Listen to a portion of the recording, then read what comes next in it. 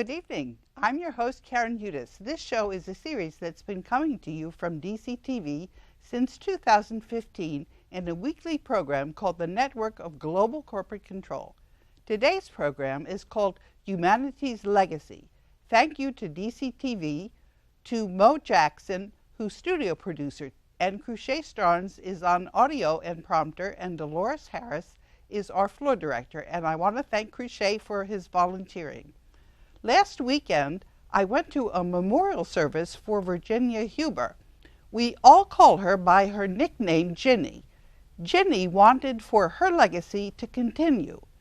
Ginny and her family and friends taught me about legacies, and this includes the legacy that José Rizal left to humanity, the world's wealth. Let's talk a little more about what was in the lesson Ginny taught me about legacies. A legacy helps you to remember the person who gave you the legacy. And we're not going to play the song by the Scottish poet Robert Burns. It's Auld Lang Syne, and it's actually a nice recording, but I decided not to sing it for you.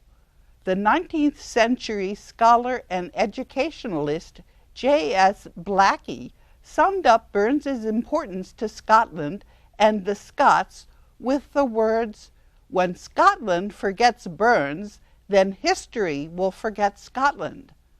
On the internet, this quote is under the word legacy. Ginny touched many lives, and some of the people spoke about what Ginny had meant to them during Ginny's memorial service. Ginny's relationships mattered. The lesson for me from Ginny's memorial service was that my relationship to the people involved in José Rizal's legacy also matters. I'm the lawyer for the world's wealth. My job has a fancy title, Overseer Mandate Trustee of the Global Debt Facility. The word debt comes in because the world's corrupt money system, in that system, debt equals money. We're ending this corruption in a global currency reset. Fancy words are usually there so that people can confuse you and rob you. I've learned in my job to use plain words so that everyone knows what I mean. Everybody is going to trade the fake paper money for money that has gold in a flat envelope, or for money that you can use locally in your town. We're all going to take our time in the global currency reset. This is because we all need to understand what's happening. So if the things I'm telling you aren't clear, just ask questions when I upload the segment tonight on YouTube. I've been answering your questions in this series. Let's talk about the legacy that José Rizal left. We've been talking about this big legacy for the last 3 years. This series is called the Network of Global Corporate Control because that is the name we're using for the group that's been trying to keep us from our legacy. Our legacy also has a name. It's called the Proclamation and Declaration of the Gift of Love. José Rizal is the name of the man who gave us our legacy, and Ferdinand Marcos was his lawyer. José Rizal gave us this legacy in 1949, but we're keeping it secret to keep it safe for today and prevent anyone from stealing it. And now, of course, we're not trying to keep it secret. We're trying to let everybody know about it. In the script for this series on YouTube, you can read the document where José Rizal deposited the world's assets in the trust for our legacy. What's in the legacy? The world's monetary gold reserves. We're going to use these reserves in our money. There's also art, gemstones, silver, and other precious metals, and other treasures in our legacy. Above all, there's over $2 quadrillion worth of Treaty of Versailles Bonds. This is the mechanism that we have to establish our relationship with the Banking Cartel and it assures us of victory. We are beneficiaries of the trust that contains the world's wealth. It's vast. The banking cartel has a huge problem with the fact that we see the corruption in the money systems so clearly, and that we know that José Rizal has laid all the groundwork for us to unwind this corruption peacefully. In next week's segment, we're going to talk more about the peaceful way to transition. In the meantime, I just want to point out how everything the banking cartel tries, when we know so much, only makes them more vulnerable, and they're on the way out. For example, there's a man named Gary Calelo who said, "Mrs. Karen, did you know that José Rizal, what you're talking about, it's only a code name?" And so Leo Freeman answered that comment. "Interesting. Could you possibly elaborate?" However, the signature of Father Jose Antonio Diaz and the remarkable similarities with José Rizal's signatures, I can't believe they're only coincidental. And you can see for yourself in a link that I have in the teleprompter how similar those signatures are. And we're scrolling through the link. It's a long link. And then we hear from Leo Freeman. In my humble opinion, José Rizal and Father Diaz are the same person. And Father Diaz is the name that José Rizal used when he went to the Vatican, and he rose up through the ranks, and he became the Black Pope, which is the person who leads the Jesuits. And he had the wealth of the Vatican at his disposal, and that's what he used to make the deposit in the global debt facility. For the rest of this segment, I'm going to talk about my relationship to the beneficiaries of the trust containing the world's wealth, and my relationship to the other members on the Board of Governors of the World Bank and International Monetary Fund. I say other members because I represent the United States on the Board of Governors. The Board of Governors are supposed to authenticate the withdrawals from the global debt facility. That means certify the signature for withdrawals. I found out I was overseer mandate trustee from one of the crooks who was trying to steal from the global debt facility. And I've given you a link in the teleprompter. You can see what he said to me. The people appointed by Donald Trump, they were not duly appointed since the Constitution of the United States is not in effect. So they're not on the Board of Governors. The U.S. Constitution has not been in effect since 1861. The former executive director on the board of the World Bank representing the United States broke the Articles of the World Bank, and he was fired. My relationship to the group that's at the center of the banking cartel, that is the bloodline families descended from the pharaohs in Egypt, it's not close. I've made it clear to everyone that the bloodline families were collecting money that they were not entitled to because of corruption. I believe that I may have met several of these people, although at the time they hid from me who they were. I've written to other very wealthy individuals who were holding bonds issued by the Federal Reserve Bank and who offered to do their part to end the corruption. The global debt facility is using these bonds to wind down the banking cartel, because the banking cartel owes more than $2 quadrillion under these bonds that are called Treaty of Versailles Bonds. I've been very busy in preparing for this segment so that I'm able to describe my relationships to you. This is because going forward, I'm going to be telling you about what's going on with these groups. I'm in the center of these groups. My job has everything to do with the budgets for all of the military powers in the world. And what's more, the military powers all know this. I don't say this to be authoritarian because that will not work. I say it in order that there is a peaceful transition above all. Ultimately, we're all going to be on board. It's up to all of us to bring people on board. We're very likely to be able to do this, and this is based on our progress to date. That is, not a single military power or country has denied our reality. My statement that Donald Trump is not the Commander-in-Chief of the United States stands. Now I want to change the subject and talk about mind control.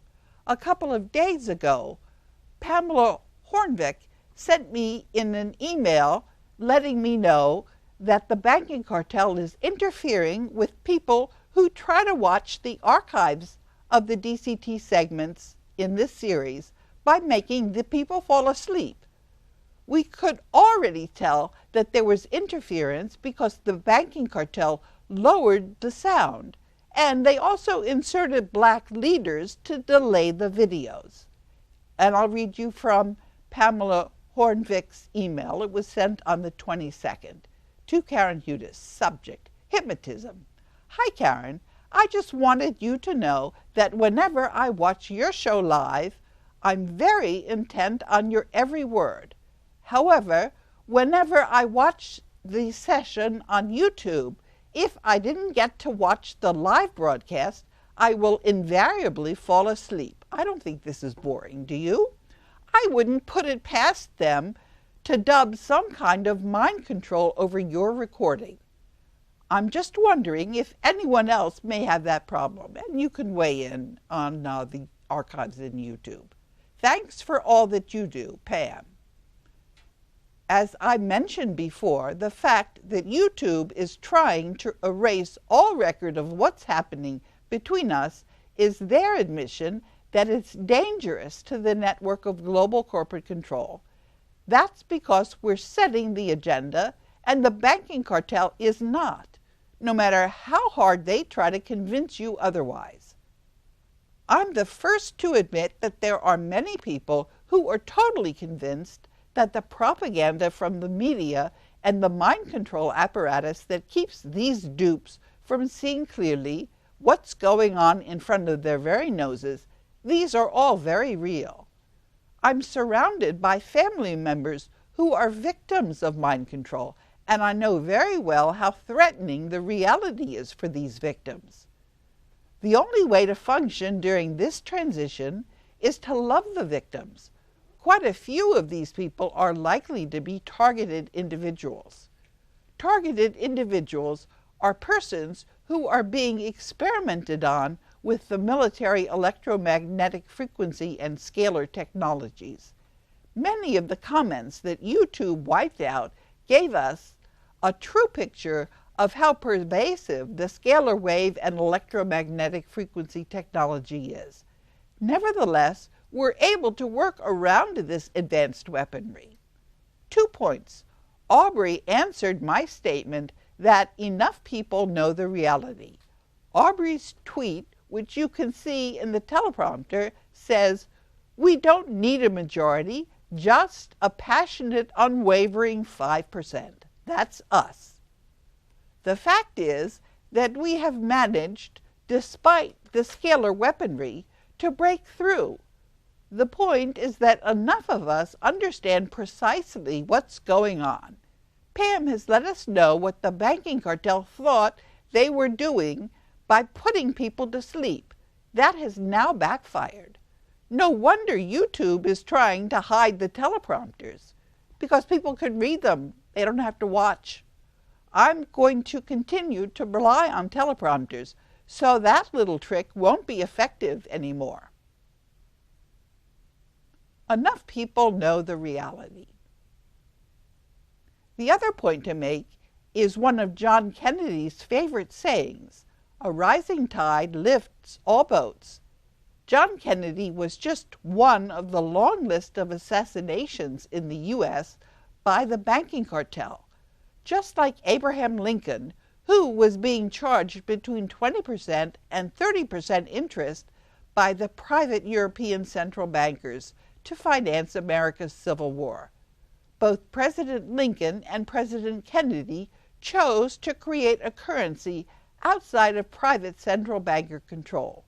The long list of assassinations and attempted assassinations by the banking cartel includes Charles Lindbergh, Andrew Jackson, Huey Long, Louis McFadden, James Buchanan, Warren Harding, Zachary Taylor, James Garfield, William McKinley, and of course Abraham Lincoln and John Kennedy. So we've established that there's a hidden reality and that much of what's hidden from us is corruption. The best part, though, is that one of the things that's hidden from us is the wealth of the world. This wealth won't do us much good if we're not able to access it. There are two reasons why I'm confident that we're going to access the world's wealth. One reason is the power transition model from the National War College that tells us about the very real coalition for the rule of law. The proof that this coalition exists? You can see pieces of it like the BRICS, that's called Brazil, Russia, India, China, and South Africa. The missing ingredients that you don't see? The people who are responding in my social media. That's why YouTube erases the comments on my YouTube channel. The coalition for the rule of law is only growing stronger, and the fact that YouTube is erasing your comments and my comments they put behind buttons, that shows their weakness. Let's talk about my relationship to you as Overseer Mandate Trustee. I tweeted about this a couple of days ago with a retweet from the 17th of June. The day after reporting major corruption, I asked your permission to represent you in this matter. We've been working on this problem in these weeks now. I need to respect your freedom of choice. The banking cartel tried to ignore this corruption of theirs and thought we were going to drop this. The problem is that all of humanity is going to have to organize itself on a decentralized basis from the grassroots up in order to be able to take decisions for the transition on a non-corrupt basis. And many of these decisions are going to have to be taken up front before the decisions can be taken by humanity. The power of love is a mighty force. The media is hiding the strength of our love from us. We are hardwired to be kind. A study which I reported about in an earlier segment on DCTV by Canadian psychologists has found that much of our joy comes from simply being nice. Being kind to other people makes us happy, the study found. Kindness also improves the way we perceive one another and our outlook on the world. Kind people, it should come as no surprise, see the world as a better place. For 3 years during this series, I've responded to questions, and these remain in an open record for all to see. The banking cartel has to resort to lowering the volume and putting people to sleep, since it has no answers to clear-cut issues, such as a question from Alex Nelson, which was, can you specifically answer what are the indications that we are under martial law? And in my answer, I've addressed this issue in my letter to that agent of the banking cartel, Judge Gorsuch. Judge Gorsuch has not answered my letter. On the 13th of February 2017, I reminded Judge Gorsuch that he needed to respond or he would be bankrupted under a commercial lien.